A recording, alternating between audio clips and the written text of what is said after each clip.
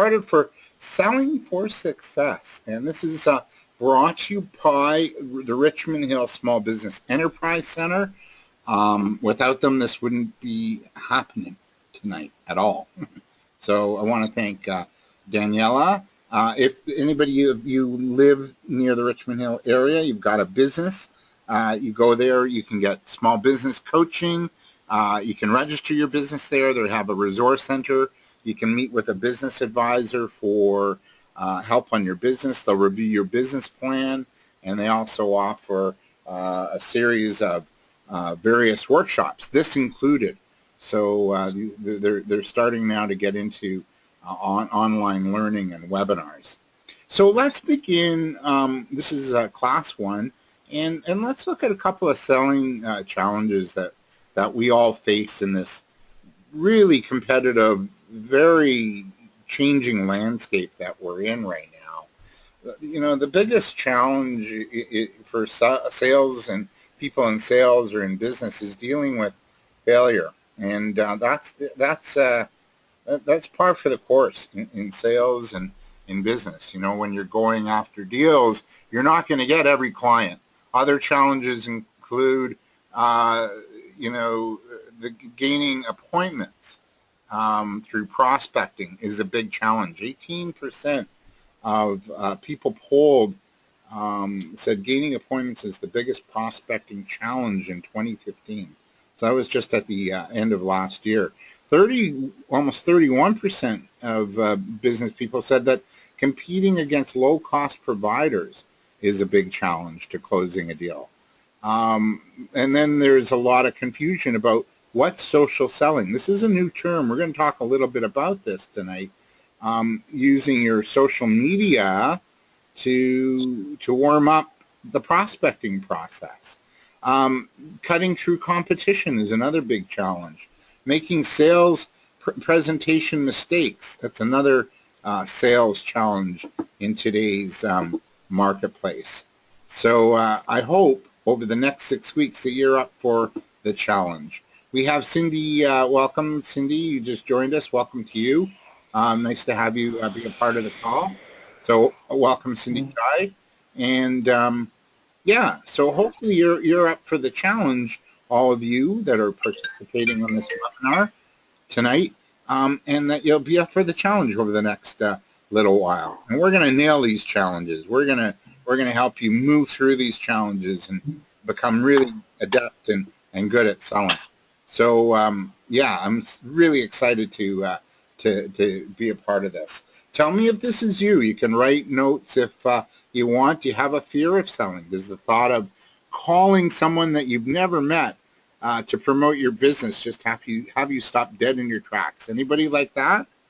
Any of you, you know, ooh, cold calling, yuck, I hate that, right? Not a lot of people like it. Welcome, Mike Williams. Nice to have you on the call tonight. You know, so these are some real fears. You know, would you rather build paperclip models at your desk than pick up the phone and reach out to a prospect you've never spoken to before, or the client? So here's some truth. There are too many people in business and sales who think they don't like sales or even hate selling. They think it's icky and sleazy. Is that true for any of you? And regularly come out with statements like, I don't like asking for money. So selling isn't always a fun thing to do. It's got a bit of a bad rap. Most small business owners love being in charge of their own time and their own business. Is that true for you? I don't know if that you know, is something that speaks to you in terms of, you know, being in business. So you're in good company there. A whopping 96% of small business owners, this is in the U.S., probably not unlike, probably the same results here in Canada, feel that control and flexibility is the best part of owning their business, according to the TD Bank Small Business Month survey. They also said that small business owners love talking to clients and customers. More than 2/3, 68%, report that one of the favorite parts of running a business is just engaging with people and having conversations and talking about, you know, business and whatnot. While 40% love fulfilling products and orders and providing services, yet 1/4 really enjoy the art of selling and setting appointments. So that's 25% of all business owners like to engage in selling. Not sure if that's where you're at. What's your take? Anybody, do you hate selling? Does it seem icky and sleazy to you? What's your take? You can also comment in the question bar if you want, and I'll try and unmute a few of you. There's been a little bit of background noise. Anybody, what's your take? Do you find that this art of selling a little bit, that doesn't sit too well? All right, Diane, you've got your hand up, and it's hard to do. Final ask, not sleazy, just hard. So we're hopefully going to dispel some of these it's hard myths that we have, or those beliefs. Welcome, Tristan. Hey, how are you? Good, man. Welcome.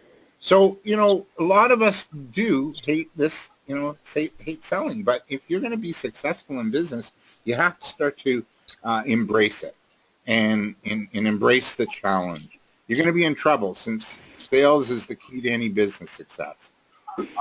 And chances are, as small business owners, we can't afford to hire inside salespeople. So the options include hiring an independent sales rep who's willing to work on commission, or finding a partner who's good at sales so you can do what you want to focus on and do what you do best. These strategies, though, a little bit challenging to implement and do.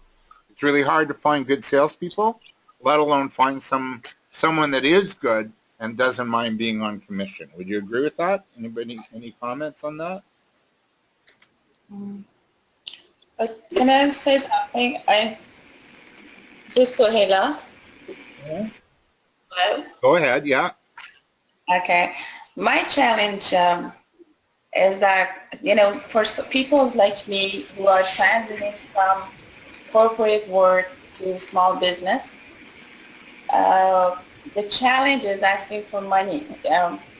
Calling people and presenting my service is not really that hard, but I'm not really sure how much money I can get out of that, because up until last year, which I was in corporate work, that when you work there, you have a price, you have an hourly rate, and transferring to small businesses and asking for money, that's a challenge for me. Right. And it's a challenge for a lot of people, by the way. And we're going to show you that that's not something that's probably an approach you might want to shift a little bit. So we'll get to all that. We're going to answer all these challenges over the next 6 weeks and give you a methodology, a sales methodology that's going to totally reframe some of your beliefs, your thinking, the hard twos, the challenges, the difficulties. And that's what we're going to do. We're going to, over the next 6 weeks, we're going to help you change your mindset and reframe your thinking. I believe that, if you can learn how to sell effectively, you'll never work for someone else again. Why? Because you'll be able to, sales is the lifeblood of any, organization. And if you can sell, you'll always succeed. You'll always be able to work for yourself. I remember when I started my career way back when, in the late 80s, I had a choice. I took broadcast journalism, and I had a choice to be on air, earning $8,500 a year full-time as a news announcer, or alternatively to go into the sales department. And boy, I hummed, I hawed, and really was challenged by that. I always wanted to be more on air, but I got into the sales end of things, and I found that in sales we earned double, triple what you made as a news announcer, and you had a better lifestyle and a lot more fun. So, and then you learn the business side of the business. So I find being in sales, that's probably the most lucrative area to be in. We're going to look at really a six-step sales process that I've developed. I call it the Joy of Six over the next few weeks, and we're going to walk you through each step so that you're not asking for money first off. You're selling your worth and your value. One of the things, you know, in order to start shifting your mindset is be prepared. Be prepared for the icky stuff, the no, the rejection. You know, studies show that one of the worst fears, of course, for anyone being in their own business and getting out there and having to sell is the fear of rejection. That's the worst possible thing to have happen.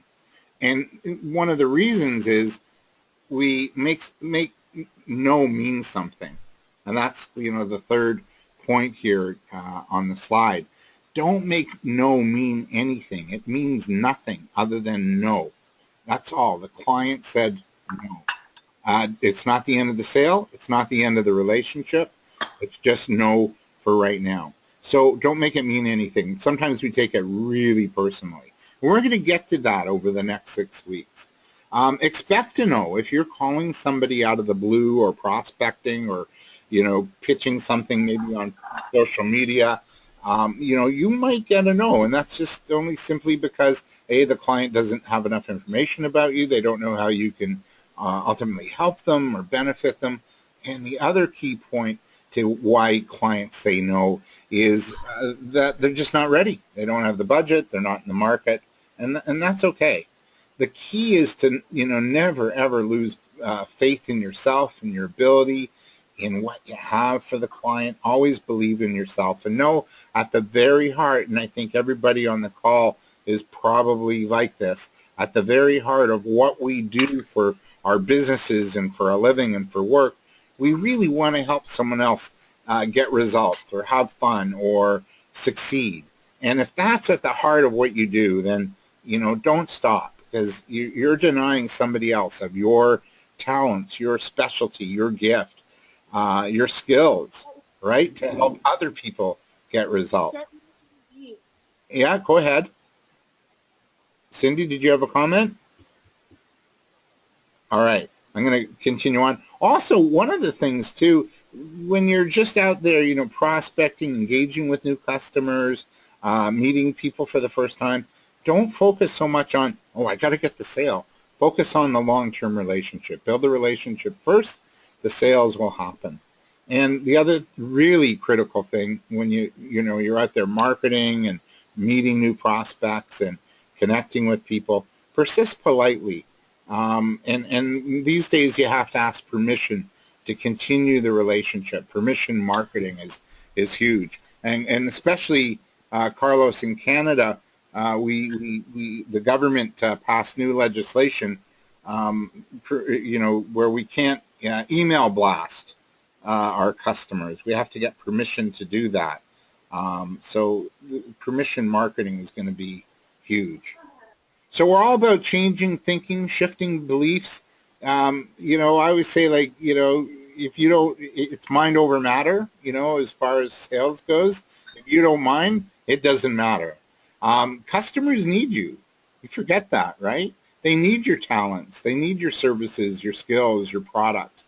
You're ultimately helping your customers achieve a goal, right? So, stop thinking of getting new customers as just getting the sale, and start thinking of, hey, you know what? I'm here to help somebody. I'm here to help somebody else achieve their goals, their dreams. And when you start to shift that thinking and that perspective, even just slightly, that slight tweak, doesn't it make you feel a little bit better already? I hope it does. One of the keys to really be successful in your overall approach is to get clear on the benefits. Why should somebody buy your services? Why would somebody want to buy your products or service?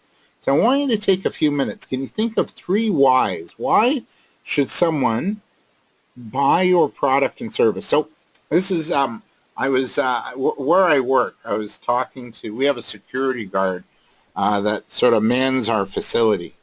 And over lunch last week, he was telling me that he needed help with this new business idea he was involved with. And what it was ACN, which is long-distance telephone rates.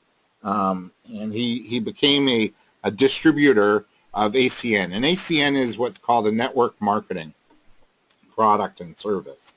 And he was telling me about his approach in selling. And he said, well, you know, like I call my friends and my people that I know and I say, would you like to, you know, switch your long distance providers over to ACN and buy our phone products and say, you know, try us out instead of our long distance. And they said, well, so what's in it for me, right? And he said, well, you know, you're helping me. Like that's what his answer was. Like you're helping him earn extra money on the side. And I said, you know, I don't know if that's going to work for you, that kind of approach. I think you've got to get really clear as to not that your friends or family or people that you know are going to help you and that's the benefit. That's not really a benefit. But what is it about ACN that's going to help your friends, your colleagues, your associates? So get clear. Why would somebody want to buy your products and services? And then if you can answer the second point here, get clear on the benefits of your goods and services. What does the person get after buying from you? Or, you know, how have you changed their life or improved their bottom line or impacted their business? Take a few minutes just to work on this. And then write your answers if you want in the question pane, and we can take them up, or you can jump in and chat. So I'll take a few minutes just to do this.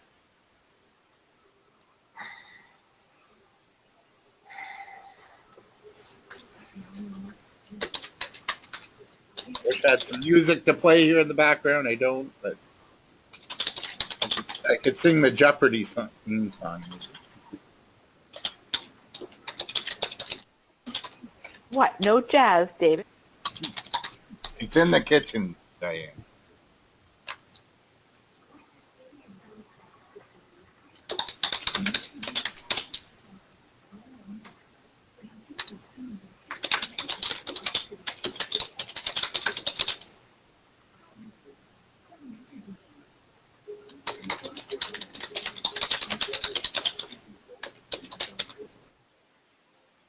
Someone's hard at work typing. I think that's Charlie because she's the writer, writing her answers.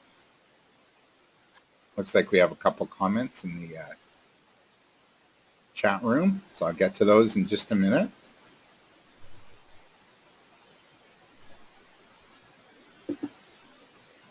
So why would somebody want to buy your products and services? And what's that thing? What have you done to help somebody? What's that big bottom line?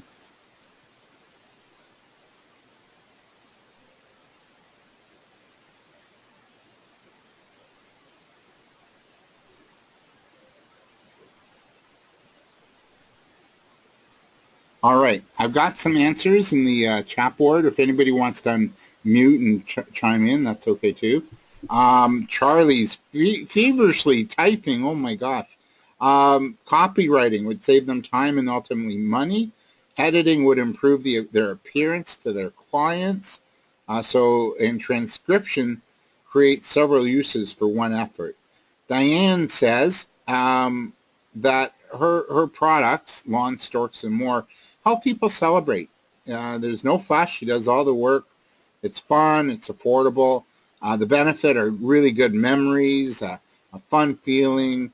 People are left feeling great. It's kind of you become sort of the talk of the neighborhood as you drive by and you see your lawn covered in storks welcoming in the new baby, right? You know, so those are some really important things. So it's really important for you as you start to get your sales game face on, to really get clear as to what the benefits are, right? To really know how you impact a client's life, how you make a difference, and knowing the benefits, knowing your true value. So over the next 6 weeks, we're going to mastermind a little. We're going to learn. We're going to learn from each other. We're going to have a little bit of homework. There's going to be a little accountability, hopefully a little teamwork. And my goal is that you become masterful at selling and have a new relationship to this art of selling. So we're going to look at knowing yourself, knowing your niche, warming up the sales call, developing a sales action plan. That selling, really all it is having good conversations with people, engaging them in ideas and discussions about where your customers are at and what they'd like insofar as it, relates to your business, right? We're going to help you overcome some of the fears that we have around selling, the importance of asking for the business, and asking good questions.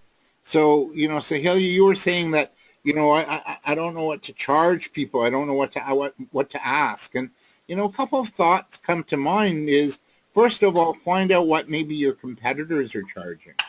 And ask. Like, one of the things I do is before I give my price away is I ask my client, what's your budget? What do you think this is worth?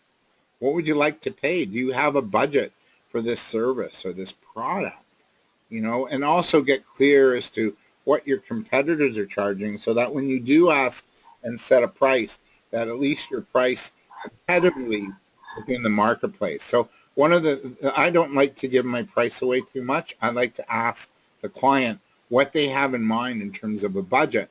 And then I'll work on a solution or an idea or a quote that's going to be in and around their budget, right? And if it's too high, if it's higher than their budget, then I'll explain as to why it's high and why it's going to cost more. Or maybe I can offer an alternative solution that's maybe a little bit less or closer to what they want to spend. So they have some alternate solutions that they can use.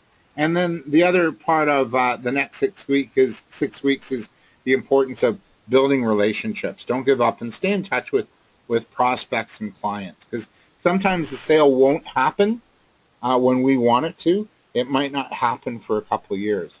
One of the reasons, for example, if you're calling a client and they're not calling you back, isn't because they don't want what you have or they're being rude. Sometimes what happens is when you call a client and follow up with them, and if they really seriously can't afford your product or service, that call reminds them every time of their own shortcoming, that they can't afford what you have. And so, the common sort of behavior is to avoid calling you back, because it's just reminding the client that they can't afford to buy what it is you're doing. So don't get too bent out of shape when your client doesn't call you back or a prospect doesn't call you back. It may not have anything to do with you. It could be all about them. So don't give up. Stay in touch. Nurture that relationship until such time that your client has the budget. So we are going to talk a little bit about relationship building towards the end. Any questions so far? We're about halfway through tonight's call. Any questions? Everybody doing okay? It's a quiet group. I hope you're okay. So let's look at knowing your worth. What's your value? Because you are worth it. You're worth every penny. All that hard work you put in, all the life lessons you learned, all the challenges, the struggles, the investments into your business. It's really important to know that. So in order to begin a conversation with anybody about your business, be it a prospect or an existing client or a referral, you've got to let them know what you do for them and share a few key benefits with your prospects and clients. And that's why we had you work on that previous exercise of what's the why? Why should I buy from you? And if you can't explain that, then you got to look at that, right? You got to look at, hey, this is why you should buy from me. Here are 3 really good points. Here's what you're going to get from working with me. So it's really important to really get clear as to what your benefits are, what those outcomes a client and prospect would get from working with you. And we already went through that exercise, but it's really important to write that down and get to know them, because that's the start of a good business conversation. It's like, hey, Joe, did you know that, we're getting these kind of results for our clients? Or did you know that, when you're editing, when you're writing your material, that sometimes our editing skills aren't that good? And if you make a mistake professionally on a sales letter or on your website, you could potentially lose customers or lose the trust of customers. So our editing services are going to help prevent that from happening. With that, something, a result that you'd like to have us work on with you, right? So Charlie, in your case, that's kind of an approach you might take in a conversation, right? Because you're working on the benefits, and you're sharing the benefits and the what someone's going to get from working with you. So that's really important. Another thing you can start doing if you're not clear of the benefits is to do some research, do some market research. And one of the things I love to do is I like to go onto Google and go onto Google News, and I type in my industry, right? And all of a sudden I get all kinds of news reports and articles and information about my industry. It's really amazing. I was working with a professional organizer, for example, a few years ago, and she was really struggling to find the benefit of her offering. And we went online and we found a survey or a study that said a professional organizers has research that states that the average business owner wastes 9 days a year looking for lost files and paperwork. And so that study alone opens up a really interesting conversation, right? Hey, Joe, did you know that the average business owner wastes 9 days a year looking for lost files and paperwork? What would you do with 9 days a year, right? So when you have research, it's a nice way to start a conversation, a sales conversation with a client. I had a client of mine who repaired computers and cleaned up your business machines in the office, like you know how dusty your computer can get, or he'll repair the toners and the ink cartridges. He was marketing himself, and he was really bland and dry in his overall sales approach and conversations with clients. Anyway, he found a study that said there are more germs on a computer keyboard at work than there are on a toilet seat.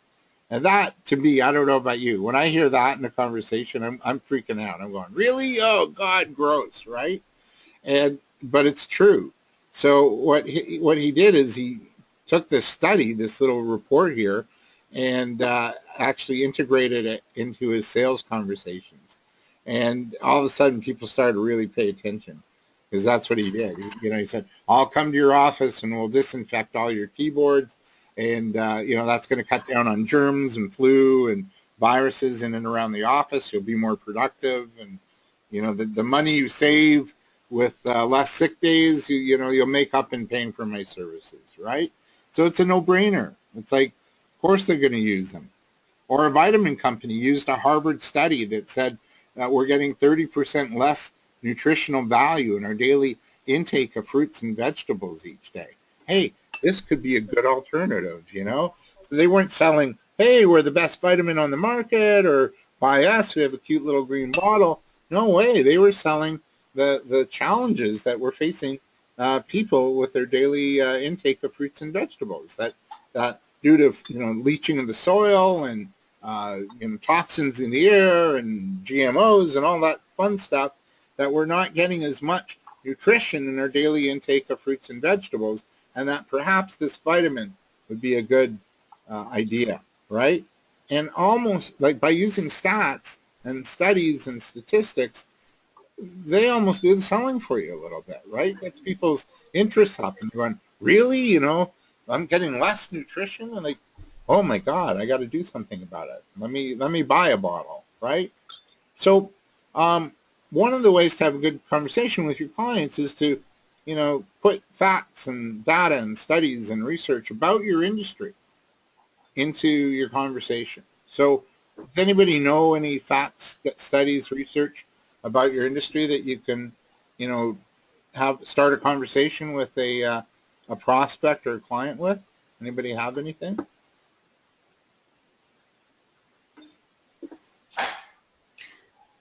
I'm not hearing a resounding yes. So this is going to be part of your homework this week, okay? So if you really... David, I have one. Okay, let's hear it. And it's for all industries. Okay. And the phrase goes, if it's not your genius, it's not your job. Okay. Which means if you, for instance, in my industry, if you're spending 8 hours producing one small email, clearly it's not your genius. What is that costing you? Yeah. It's my, it's my genius. I can do it probably a lot less money. And while I'm doing that, you can be out selling things. Yeah. Or networking or having lunches with clients, right? Yeah. Or golfing. Yeah, or golfing. Exactly. All right. Mm-hmm. That's a fact or a report or a study. So you want to start to really be a student of the game. Really study your industry and put that into your sales and marketing conversations. Not just in when you're speaking to somebody, but put it in your brochures, put it on your websites, put it in your your marketing material too. Gets people thinking. So to really begin to know the benefits of what your business does for your client, look towards research, market data. There's a great website. I just love it. If you want to even know what's going on in your own area, it's called Prism 5. I think it's prism5.com. And they give you market data. Like if you're looking to research an area, maybe you're located in an area, Prism 5 will give you the profile of that neighborhood. All you have to do is type in your postal code. Or Carlos, you in the States, like, tap into some of the Gallup poll information. Gallup does a lot of polling about how Americans are thinking on a broad area of topics, anything from business to politics. So tap into market data, industry data, tap into your own industry associations, or Google. Google News your industry, and subscribe to Google News alerts about your industry. I get news alerts in my email box once a week, and what it does is it gives me ideas and information and discussion points I can now have with my clients. So when I speak to them for the first time, or we're having a conversation, I'm not just like going for the sale, I'm having a conversation with them about some real issues that might affect them. And now the other thing I do is I position myself as a thought leader, as a solution provider, somebody that can help them with their current challenges. So really important to do, and that's a little bit of your homework, is to do a little bit of research. And next week, I want to hear, like, what did you find out about your industry? So it's really important to know your value. And values, a little bit, welcome Gulam, welcome to the call. Value, there's an equation for value that goes kind of like this. You got to know value is the sum of your benefits minus cost equals values. That's like in mathematical terms, that's the value equation. So there's 4 benefits as entrepreneurs or business owners that we need to know about. The first is a product benefit. What are the benefits of your product if you're selling a product? What are the benefits of your service if you're selling a service? So Diane, like your business, Lawn Storks and More, it's fun, it's memorable, it's a feel-good thing. People feel appreciated, right? It's a nice way to celebrate the good moments in life, right? So that's and that's a benefit of your service. So if that's something you like, then hey, I'd love to talk to you. And then there's what's the benefit of the relationship, and then a brand benefit. And we're always working on relationship and brand, although we don't have the big dollars that the big boys have to promote their brand. So what are some examples of a product benefit? Well, spinach is a great example. It eliminates free radicals. It prevents cancer in men and women. It's got antioxidants. It's healthy. It's nutritious. It's got vitamin K, which is good for your eyes. Boy, oh boy, it goes on and on. I mean, this is just the tip of the iceberg as far as spinach goes. It's inexpensive, and of course, Popeye loved it if you are my age. An example of a service benefit is FedEx. You know, their slogan used to be, when it absolutely positively has to get there overnight, next day delivery or else. Yeah, it does, and I'll pay for that. That's a benefit that people are going to pay for. So when you start to focus on benefits in your sales conversations, what your product does for someone, all of a sudden price doesn't matter. That's why the value equation is the sum of your benefits minus cost equals value. When you can show value, price doesn't matter. It's like beauty. You know, beauty's in the eye of the beholder. Same with benefits. And the other thing is, features of your product or service tell, your benefits sell. So you got to get really clear as to what does your product or service do for someone. You know, like, I'm going to pay FedEx's price if I got to get my package to, you know, to Moncton, New Brunswick tomorrow morning, right? I know I can trust them, and I don't care what it costs. I got to get it there tomorrow, right? So I'm going to trust FedEx to do that.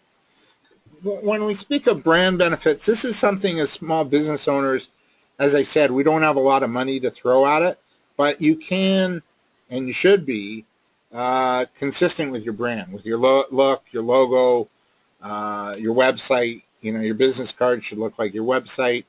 There should be a consistency. At least you can do that. But it's usually the big companies that have a brand benefit. And like, for example, you know, McDonald's, we know what to expect at McDonald's, right? Whether you like them or not, you know you can count on McDonald's to serve up a burger and fries. Or Coca-Cola, right? Yeah, you know, let's grab a Coke. Or Heinz ketchup. You know, Heinz is so bold that, you know, what was their slogan a few years ago? Heinz, there are no other kinds, right? They're so confident about their brand that there are no other kinds. And I always ask people, like, name me 4 kinds of ketchup. Can anybody name 4 kinds of ketchup? No, not at all. Not at all. One got a lot of press last week. Here in I was going to say it's easier now after last week. yeah, French's. PC. Yeah, PC. There's 2 more. Nobody knows them. Does Del Monte have one? I'm not sure. I don't think so, but you're close. Hunt's, and Aylmer.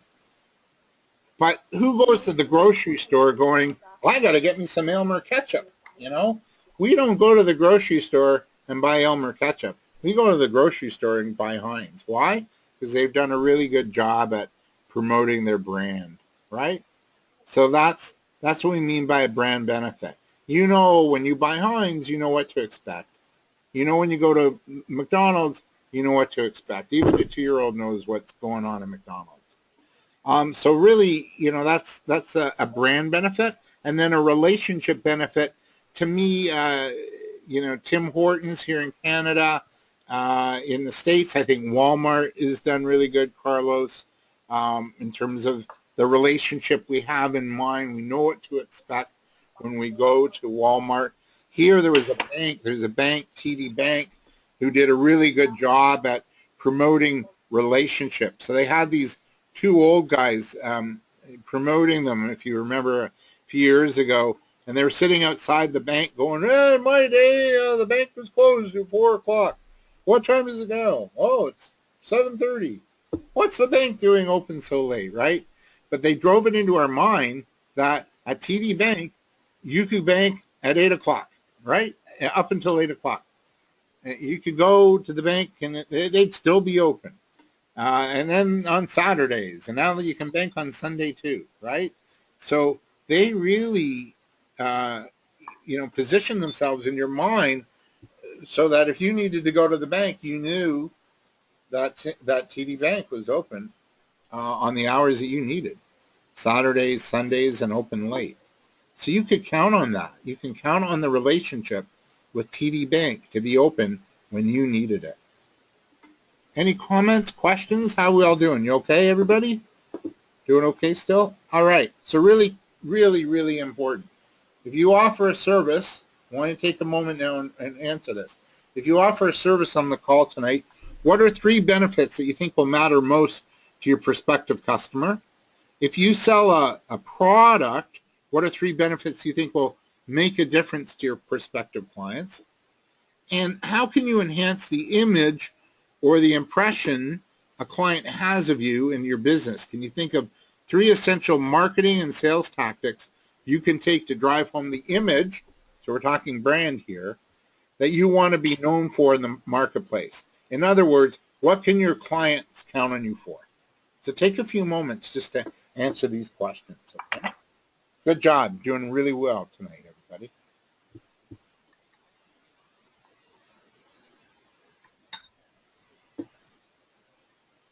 Just take a few minutes. Welcome, Gulam. I'm going to unmute you, Gulam. There we go. Welcome to you. Albert, Carlos, Charlie, Cindy, nice to have you. Diane, nice to have you as always.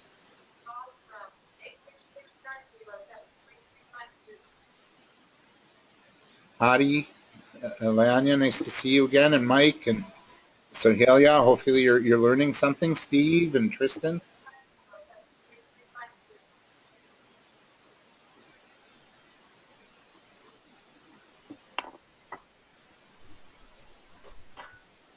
Okay, I got a comment in the comment bar.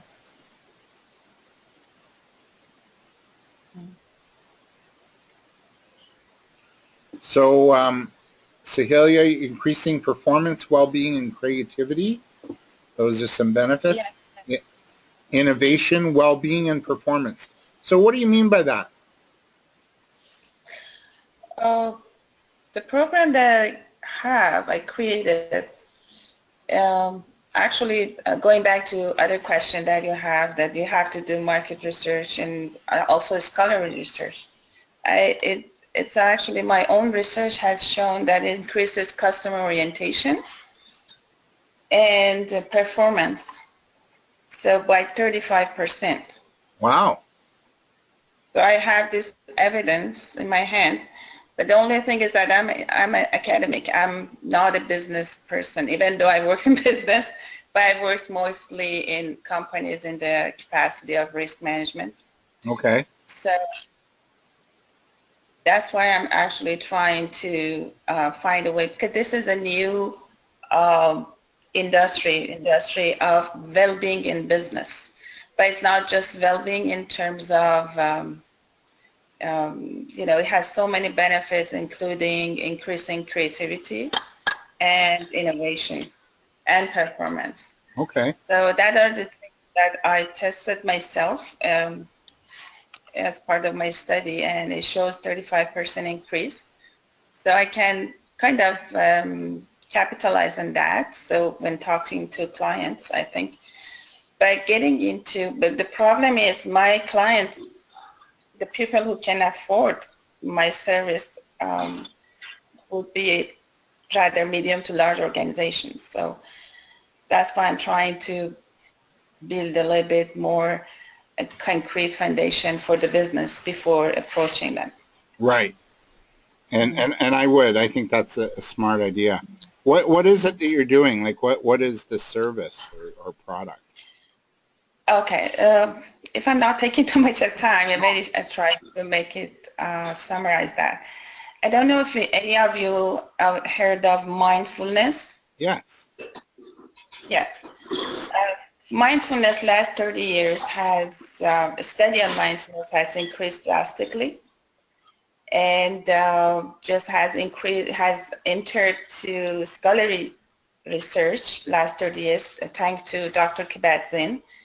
So first it came to medicine and psychology, but then just about recently, they realized the benefits of mindfulness is not just for treatment of patients for anxiety and depression and other mental problems.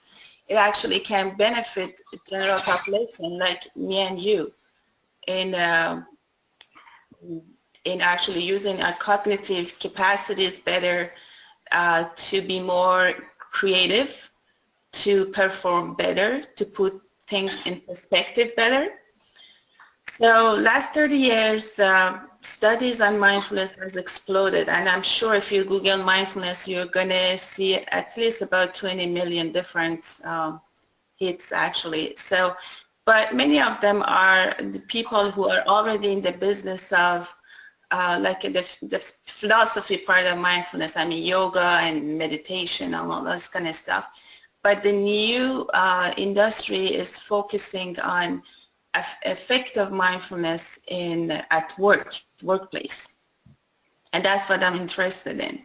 I love it. Because I truly believe that people, it's going to actually solve many, many problems. Not just that, actually not only increases the performance of the people at the business, also increases the well-being of business. That's been shown over and over.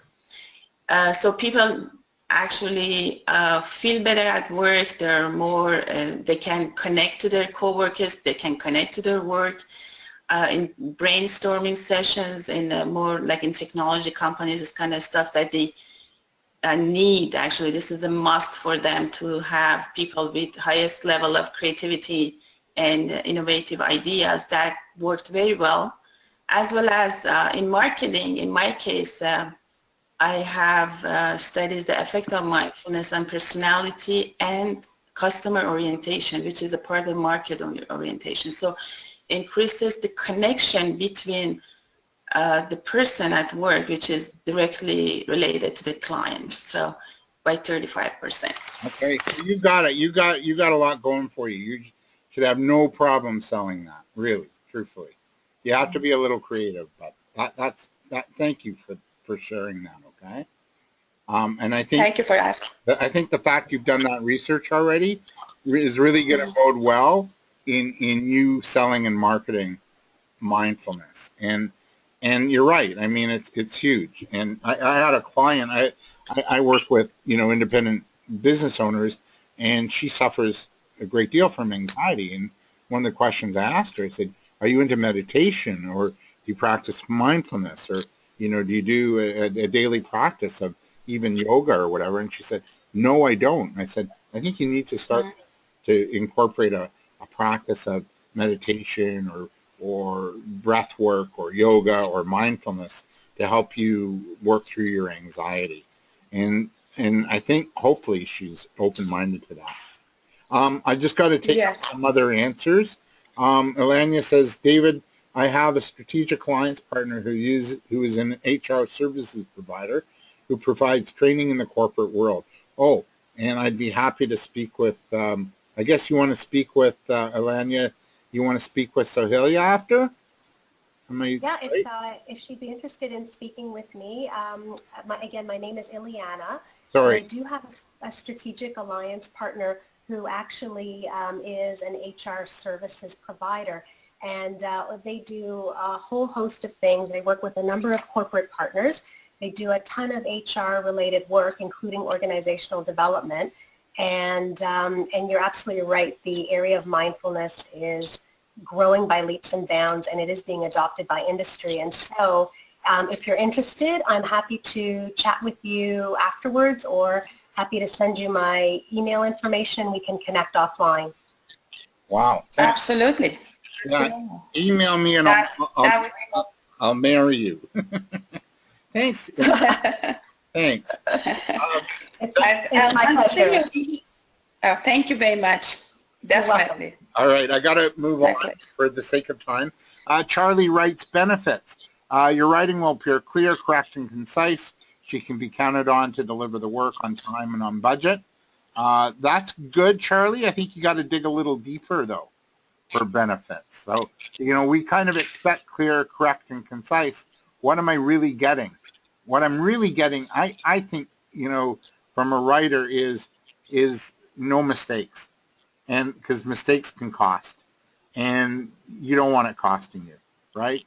You want it to, you gotta be really mindful of what you're sending out there and putting out there, because people do pass judgment on things like that. Diane says she enhances professional attractive products, artistic displays. The benefits are availability, attractiveness, and fun. So really, and error-free. Yeah, exactly. No errors, no mistakes, right?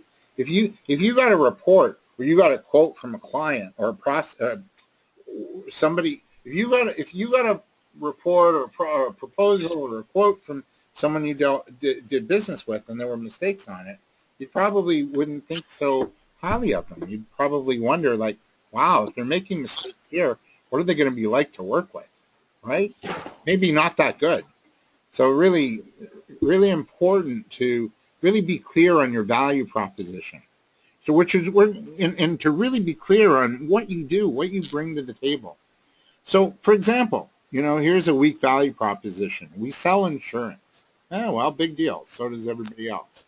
What do you really do? We help families and individuals help protect their most important assets. Or we're the leading provider of multimedia services. Strong value proposition, we help businesses improve their bottom line, right? If you're doing that. Or we sell shoes and athletic gear. That was Nike, actually. Instead, what their stronger value proposition is, we bring inspiration and innovation to every athlete in the world. If you have a body, you're an athlete. So really important to get really clear as to the value you bring to the table. What's the value? What's that client going to get from working with you? And here's a little way to write it. I think, Ileana, you did this in my business plan boot camp at Enterprise Toronto. If you're going to create your value proposition, this is how it goes. This is sort of a methodology that's used in the business model canvas, which is the shorter form of a business plan developed by Alex Osterwalder. And basically, your value proposition goes like this.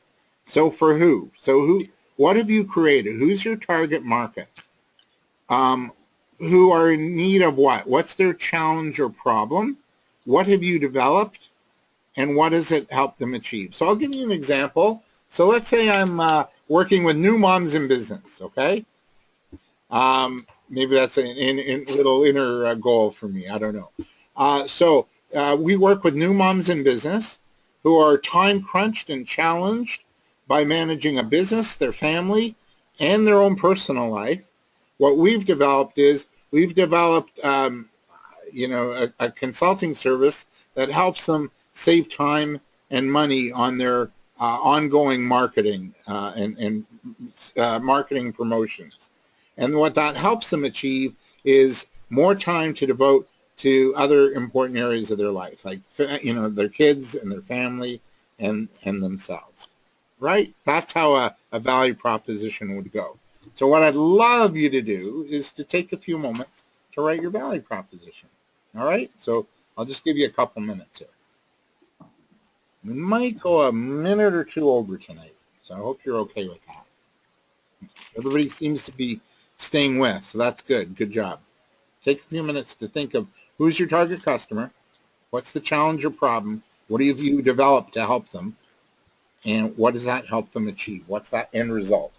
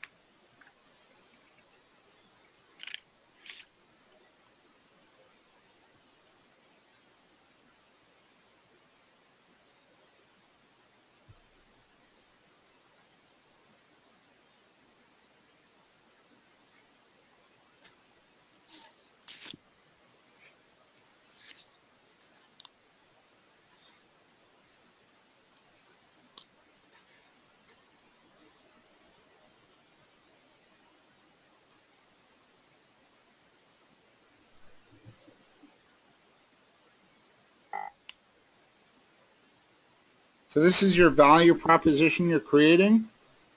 You can use this in a conversation with a client. You can use it as part of your elevator pitch in a networking event. So who's your target? What's their biggest challenge or problem? What have you developed to help them? And what's that end result they now get? So Diane writes, for everyone who celebrates a birthday, holiday, or a birth announcement achievement, we have a lawn sign, balloons, and critters to help you share your celebration with loved ones and the neighborhood. Yeah, I love it. And we all need, another thing too, Diane, is we all need a little bit of good news these days, right? We're kind of being Oh, inundated with like bad news. So it's nice when we have some good news in this celebration. good to have some fun. Yeah, some fun. Anybody else want to share? I'll just go on and talk a little bit about this value proposition idea.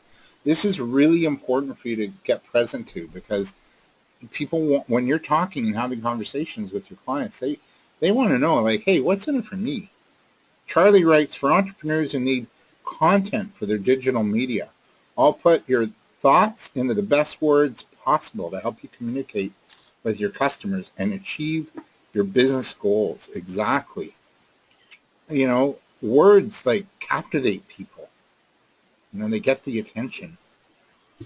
The business model canvas, and this is where this value proposition format comes from, is a strategic management and lean startup template for developing new or documenting existing business models. So the business model canvas is a visual chart, it's a one-page chart with the elements describing your firm's value proposition, your infrastructure, your customers, your finances. It assists companies in aligning their activities by illustrating potential trade-offs. So it's a one-page document, the business model canvas. And I'll just show you, I'll end with a video, we'll wrap up. And this is a little bit of, this is actually done by Alex Osterwalder. I hope the video works. And this is a little description of the value proposition canvas. Let's look at the value proposition canvas, a tool that will help you design, test, build, and manage great customer value propositions. It's like a plug-in to the business model. That's the business. Can everybody see this screen? Yeah? The business model canvas? Can everybody see that? Yes. Okay, good. Yes. So that's the business model canvas, and that's almost like a one-page business plan for you. And if you email me, I'll send one to you before next week, so you can do your own. And basically, it's like a one-page map of your whole business. So you have who are your key partners, like maybe suppliers, or maybe it's your accountant or your law firm or your bank. What are the key activities you have to do every day in order to achieve the results you want to achieve? What are some key resources you need? Well, we need lawn storks. We need a computer to write copy. What's the value proposition? So you have to get clear as to who your customers are, what are their problems and challenges, and what's the value, what's the service, what's the package or the products or services that you've designed to help your customers with their problems and challenges. So you'll see here as Alex Osterwalder goes on that when you have a fit between customers' wants, needs, desires, challenges, problems, and a solution, then you have what's called a product market fit. And then what kind of relationship do you want your customer relationships to be like? What's going to set you apart from your competitors? How are you going to communicate and market, and where are you going to reach your customer segment? Those are the channels. Where's the money going to come from, and what are your costs? So it's almost like a one-page business plan, essentially. And I'll send out the, and Steve, I got your notes, so I'll send that out. So here's the video. It's about 4 minutes. Canvas. The tool is based on two elements of your business model: the customer segment who you intend to create value for, and the value proposition which you believe will attract customers. With the value proposition canvas, you can map out both in more granularity and show the fit between what you offer and what customers want. The customer segment profile describes the characteristics of your customers in more detail. The profile is composed of the jobs your customers are trying to get done in their work and in their lives, the related pains outlining the negative aspects they hate and would like to avoid, and third, the gains describing the positive outcomes and benefits which your customers would love to have. Now let's look at the profile in more detail. Jobs describe an important issue your customers are trying to solve in their work or in their lives. It could be the tasks they're trying to perform and complete, the problems they are trying to solve, or the needs they are trying to satisfy. Then jobs can have a functional, social, or emotional intent. Some jobs will be crucial to their customers, others will be trivial. The second aspect here are the pains describing anything that annoys your customers before, during, and after getting a job done. This could be undesired costs and situations, negative emotions, or risks. Again, some customer pains will be severe, others light. And the third aspect of the profile are the gains describing the outcomes and benefits your customers require, expect, desire, or would be surprised by. This includes things like functional utility, social gains, positive emotions, and cost savings. Again, some outcomes and benefits will be more relevant to customers than others. These three elements of the profile describe the customer characteristics that you can observe in the market. Now let's look at the value proposition map, describing the features of your value proposition, which you are designing to address your customers' most important jobs, pains, and gains. The map is composed of the products and services your value proposition is built around, the pain relievers outlining how your products and services alleviate customer pains, and third, the gain creators describing the positive outcomes and benefits your products and services create for your customers. Now let's look at the map in more detail. First, the products and services simply outline the bundle of products and services that you're offering customers to help them get a functional, social, or emotional job done and to address their pains and gains. Now, second aspect here, the pain relievers make explicit how your products and services will alleviate specific customer pains before, while, and after the customer is trying to get a job done. They show which of all the customer pains your value proposition is addressing by eliminating or reducing them. And the next aspect here are the gain creators. They make explicit how your products and services create customer gains. They show which of all the customer gains your value proposition is addressing by creating benefits and outcomes. Now you have achieved the so-called problem-solution fit when the features of your value proposition perfectly match the characteristics of your customer segment profile. When the market validates this match and your value proposition gets traction with real customers, you have achieved the so-called product market fit. But don't forget, successful businesses have more than just a great value proposition. They have a great business model that makes a customer value proposition possible. Now, do you have what it takes to design great business models and value propositions with pain relievers and gain creators that match real customer jobs, pains, and gains? Class dismissed. All right. What do you think? Pretty cool, huh? So that's the value proposition and the business model canvas. Have a look. There's a video. I got that video on YouTube. There's quite a few videos about it. And basically, that's how you have a good conversation with a client. You know, you're sharing studies and stats, success stories, and you're talking to them about, hey, you know, do you have this challenge? Is this a challenge? Or our research shows that this is a challenge for companies. What we've developed is, you know, mindfulness or whatever it is that you have, right? Whatever it is, and then you offer that. You know, here's how it helps. It helps people be more productive. It helps build morale. It helps, you know, companies have a more professional, sound working environment, more profitability. So those are all the gain creators, right? And the pain is, you know, the pain of not having mindfulness in the workplace, the pain of the cost of bad morale, the pain of, you know, poorly written copy, or, you know, the pain of not celebrating something. So really important for you to, you know, discuss this value statement with a buddy or colleague. That's your other bit of homework, all right? I want you to have a little conversation about your value proposition and see if it inspires your buddy. So that's your homework. Have a little conversation, work on your value proposition, and get some feedback. And next week we'll hear some from you with regards to your value proposition.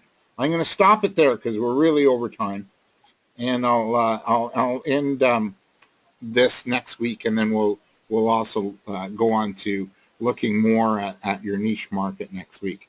Any questions as we wrap up? I just want to thank all of you for being here, and I wish you a beautiful week. Any questions before we go on to next week, or we end tonight? Everybody good? Yeah? I just have a question, not necessarily from you. I just want to know if Ileana is available, if I can talk to her for a few minutes. Yeah, I'll stop the recording. After. And Okay. yeah, and any other questions?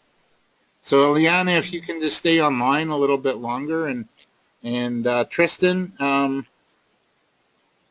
Oh, thanks, Tristan. Thank you. I don't know why. I don't. I think I might have. Maybe I might have muted you. I'll have to double check. And Cindy, you have a question, and Steve, I'll send you a value proposition canvas. Cindy, what's your question? Thank you. Cindy, quickly.